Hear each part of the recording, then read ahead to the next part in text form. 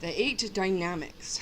As one looks out across the confusion which is life or existence to most people, one can discover 8 main divisions, to each of which apply the conditions of existence. For each division contains a cycle of action. There could be said to be 8 urges, divisions, impulses in life. These we call dynamics. These are motives or motivations. We call them the 8 dynamics. Uh, there is no thought or statement here that any one of these 8 dynamics is more important than the others. While they are categories of the broad game of life, they are not necessarily equal to each other. It would be found among individuals that each person stresses one of the dynamics more than the others, or may stress a combination of dynamics as more important than other combinations. The purpose in setting forth this division is to increase an understanding of life by placing it in compartments. Having subdivided existence in this fashion, each compartment can be inspected as itself and by itself in its relationship to the other compartments of life. In working a puzzle, it is necessary to first take pieces of similar color or character and place them in groups. In studying a subject, it is necessary to proceed in an orderly fashion. To promote this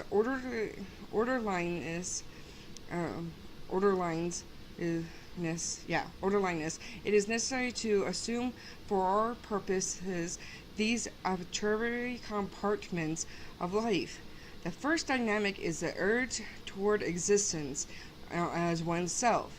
Here we have individuality expressed fully. This can be called the self dynamic. The second dynamic is the urge towards existence as a sexual activity. This dynamic actually has 2 divisions. Second dynamic A is a sexual act itself, and the second dynamic B is a family union, including the rearing of children. This can be called the sex dynamic. The third dynamic is the urge toward existence in groups of individuals. Any group or part of an entire class could be considered to be part of the third dynamic. The school, the society, the town, the nation are each part of the third dynamic, and each one is a third dynamic. This can be called the group dynamic. The fourth dynamic is the urge toward existence as mankind. Whereas the white race would be considered a third dynamic, all the races would be considered the fourth dynamic. This can be called the mankind dynamic.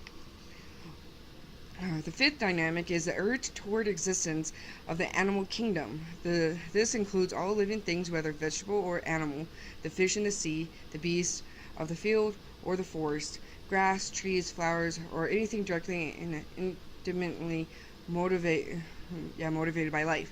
This can be called the animal dynamic. The sixth dynamic is the urge toward existence as a physical universe.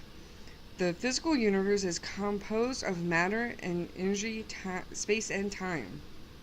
In Scientology, we take the first letter of each of these words and coin a word, MEST. This can be called the universe dynamic. The seventh dynamic is the urge toward existence as or of spirits. Anything spiritual, with or without identity, would come under the heading of the seventh dynamic. This can be called the spiritual dynamic. The eighth dynamic is the urge toward existence of infinity. This is also identified as the supreme being. It is also it is carefully observed here that the science of Scientology does not intrude into the dynamic of the supreme being.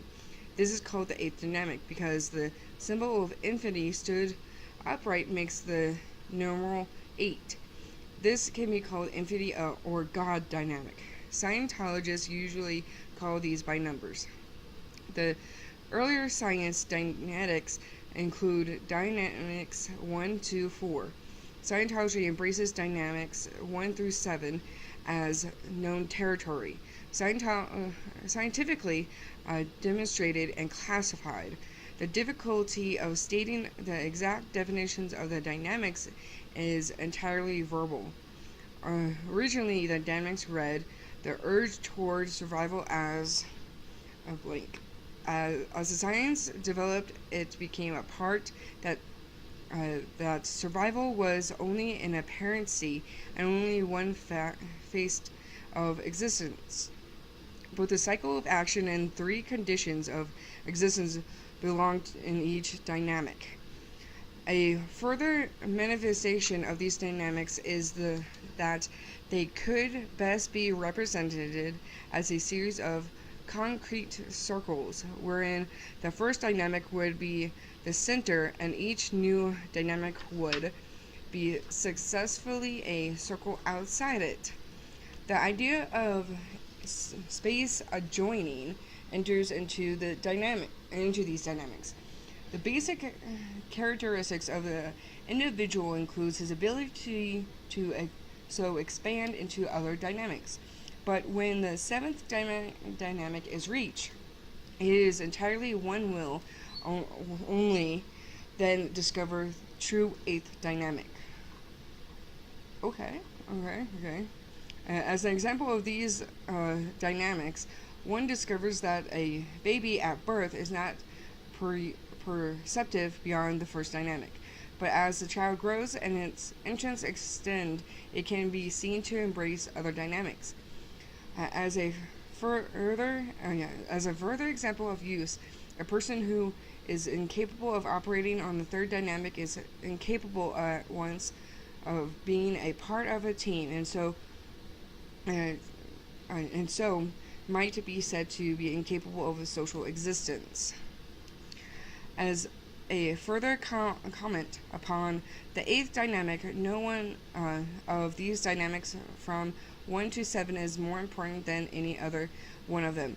In terms of orienting the individual, while the dynamics are not of equal importance one to the next, the ability of an individual to assume the beingness, doingness, and havingness of each dynamic is an index of his ability to live.